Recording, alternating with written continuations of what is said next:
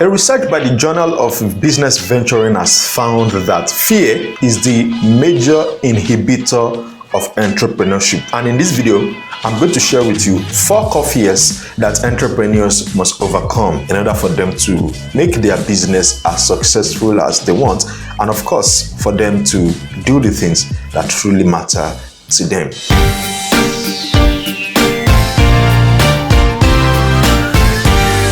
Hello and welcome to this episode of Audacity to Lead. I am Dayo Samuel, and if you want to lead your life and business in the direction that matters, start now by subscribing below. Fear causes overwhelm, stress, avoidance behavior, procrastination, and inaction. Yet it's something that almost every entrepreneur experiences at least once in their span of doing business. Having the ability to be aware of the fears you have and the fears you are currently experiencing in your own business may be the major factor to you experiencing the kind of breakthroughs you are looking for in your business. And here's what I mean. A couple of coaches, consultants, and entrepreneurs began to ask me recently that how do they handle the fear that stops them from doing the type of business they want to do. There are 4 core fears that every entrepreneur faces, or let me generalize a little, most entrepreneurs face. Number 1, and the biggest of them, is the fear of failure, the fear that something may go wrong. Number 2 is the fear that you don't know enough in order for you to do what you want to do in your business. And number 3 is the fear of unknown, the fear of taking risks. And number 4 is the fear of rejection or losing clients. There are 3 ways fear impacts you as an entrepreneur. Number 1 is fear influences your motivation. Whenever you find yourself afraid as an entrepreneur, as a business person, whether as an expert, a consultant, a coach, or a thought leader, one of the things you will identify with right now is that whenever you have fear running through your body or running through your head, it affects your motivation. In the sense that fear actually shuts down the motivation center of the brain. It kind of hijacks the motivation center in your brain and makes you want to actually shut down. And so whenever you find yourself filled with fear, your motivation is affected. Number 2 is decision making. Majority of decisions made out of fear usually have negative outcomes. And number 3 is the fact that whenever you have fear around you, you will begin to behave in certain ways. And this is almost as generic whether you're an entrepreneur or you're not an entrepreneur.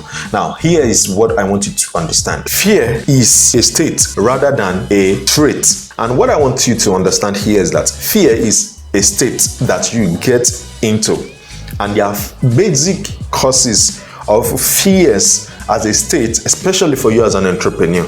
Now, if you're not an entrepreneur, some other things may apply, and I will recommend you watch some of my videos that you can find up here in the card above my head right now.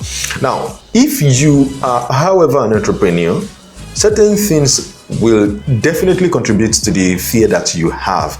And I'm going to be mentioning 7 of them. Number 1 is financial security. The idea that you want to always have money at your beck and call. Number 2 is the ability to fund your venture. It's a major source of fear. Anytime money is going down and there are projects you need to execute and there seem not to be any available funds, you most probably get into that loop of fear.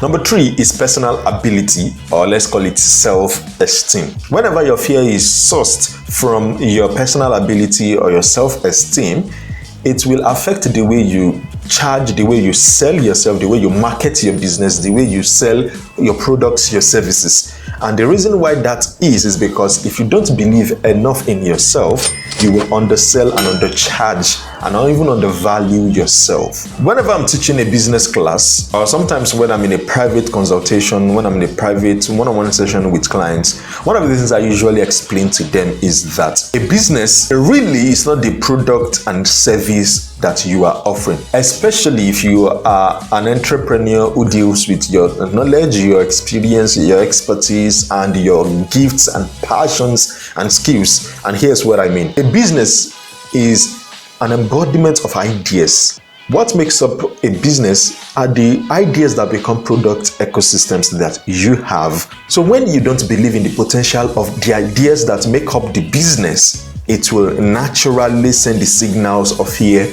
to you. as the CEO or the founder or the manager or the director or the lead consultant of that business. And number 5, threats to your social esteem. Anytime you don't feel comfortable with certain environments, certain conditions surrounding you or your business, or let me even put it in the context that I like to put it, anytime you don't feel like you have enough capacity to handle relationships around you, when you don't have the social capacity to handle relationships surrounding your business, sometimes it triggers fear. And number 6, your ability to execute. Now, it's a different thing for you to have ideas, and it's a different thing for you to have plans and programs that you have in place, but it takes a different kind of energy for you to execute on those ideas. Now, whenever you are clueless about how to execute on the ideas that you have generated for your business, it also tends to send signals of fear to you. And if you may have observed, when those signals are sent and you don't know what to do about them, it makes you procrastinate. It makes you to become undecided about moving forward with that idea. And then number 7 source of fear for an entrepreneur are opportunity costs. Now, opportunity cost is described as the loss of other alternatives when one alternative is chosen. Another definition explains opportunity cost as the benefit that is missed or given up when an investor or individual or business chooses one alternative over the other. What usually happens, because business entrepreneurship has to do with making decisions regularly, and so when you make a decision in order to go for one thing at the expense of another thing, fear can be triggered, because of course you want to enjoy the benefits of the two things, but of course at the present moment you can only choose one of them, so fear is triggered. Now, having understood these 7 different sources of fear, it is also important for me to explain to you what you can do about these 7 different sources of fears. Now, remember again that there are 4 basic fears that every entrepreneur faces. Number 1 is the fear of failure, and this happens to be the biggest. In fact, for those who are in a paid employment, it is the fear of failure that makes them not wanting to jump out of that paid employment in order to venture out and do the business that they have carried in their minds for a long while. Now, disclaimer, I am not telling you to quit your business in order to pursue entrepreneurship. Note.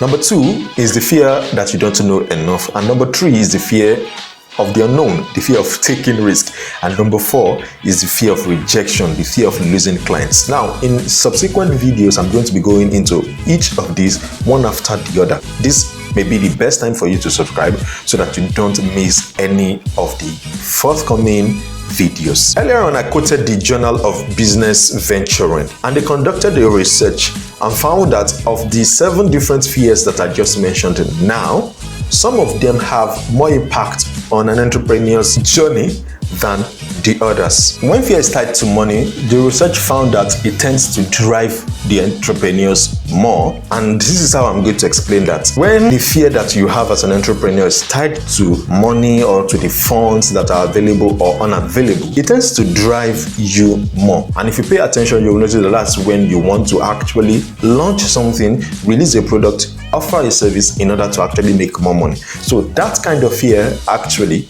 produces more motivation. However, when the fear has to do with your personal ability or your self-esteem, the research found that it tends to have a negative impact on the entrepreneurs that were sampled, in the sense that they take bad decisions such that what they actually fear eventually happens. And here's how I'm going to contextualize it for you. Whenever the source of fear is your personal ability or self-esteem, when it has to do with you as an individual, what you most likely find is that that fear impacts your abilities, impacts your execution power, impacts your motivation, it even impacts the kind of decisions you make. And I'm going to offer you 2 basic solutions to each of these fears. Number one, learning. Learning is a powerful antidote to fear, especially in this context of entrepreneurship. There is no natural born entrepreneur. Anybody born and it says that I have entrepreneurship in my blood, most probably you need to check what that person is saying. There was a point in their life that they learned how to transact business when they learned entrepreneurship. A lot of people may actually learn entrepreneurship informally, in that they did not go to school or go to one special training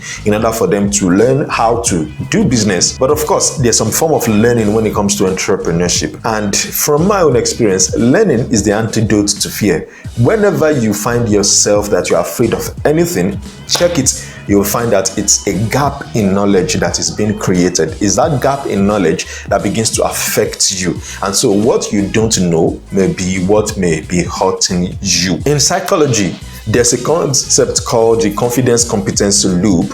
And what that means is that the more you grow your competence, the more your confidence increases. So I usually teach that in my classes, and I usually explain that if you feel like you have fears or lack of confidence in certain areas, ask yourself, what skills are you lacking in that area that can help you overcome that fear? Number two is to get support. The interesting thing is that whenever you are afraid of anything, especially in your business, there are things that you don't know, and you may never be able to know, not because you don't have the capacity to learn, but because some of the things that you are supposed to identify, you may not be able to identify because you are married to your business. And here's what I mean. Recently, our business at Audacity to Lead began to experience certain shifts. Now, these shifts were new in the sense that they were not something I've completely experienced before. And in order for me to actually handle the emotional side of things, the first thing I did was to enroll in the class. And I enrolled in a class where they taught us business systems and business structure. And as I got back home, I learned a lot of things and I began to deploy them right away. Interestingly, I got to another person because I understand what it means to get support for your business. So I went to another person who's an expert in terms of HR, operations, and the like. And so I went to seek consultation and I sat down with him. And then he put me through a couple of things that I never paid attention to, even after what I learned from that class. Then I went to my mentor and I showed him the entire new business plan. That is, okay, this is what we are overhauling and this is what we are bringing in afresh. And he looked at me and said, Dayo, this is not really what you want to do. What you truly want to do is this. And when he pointed at that thing, I realized that because I was married to my business, because in fact, I've not even shared the entire document, the entire thing with our entire team at Audacity to Lead, but because I wanted the external feedback first before taking it to the team, I was able to get a lot of clarity even before taking it over to the team. Now, the reason why I'm sharing that is because even though learning is the antidote to fear, the more you learn, the more your competence increases. The more your competence increases, the more your confidence increases. But the thing is that sometimes you may not even know what you don't know. And when you don't know what you don't know, you can't help yourself. And I remember in that meeting with my mentor, he said that Dayo, sometimes consultants, coaches, therapists cannot help themselves. And I agree with that, because when people bring their businesses to me, when people come to me, it's easy for me to spot things in their own lives. But sometimes I cannot spot it in my own business. I may not be able to spot it in my own life. So what I'm recommending here is that apart from learning, looking out for the skills and competencies you need to develop, also ask yourself, how can I get support for that? Is, how can I get external eyes to look at my business? And this is why I'm inviting you to join me in a private one-on-one consultation that I am offering to businesses. The reason why I'm offering that is basically to sit down with you. We will have just this me and you private one-on-one consultation call. It's going to take place over Zoom, and that means that you can be a part of it any part of the world where you are in. Now, if you're interested in that, you can check the description below for a link. So again, this is Dayo Samuel, and if you want to lead your life and business in the direction that matters to you, start now by subscribing below.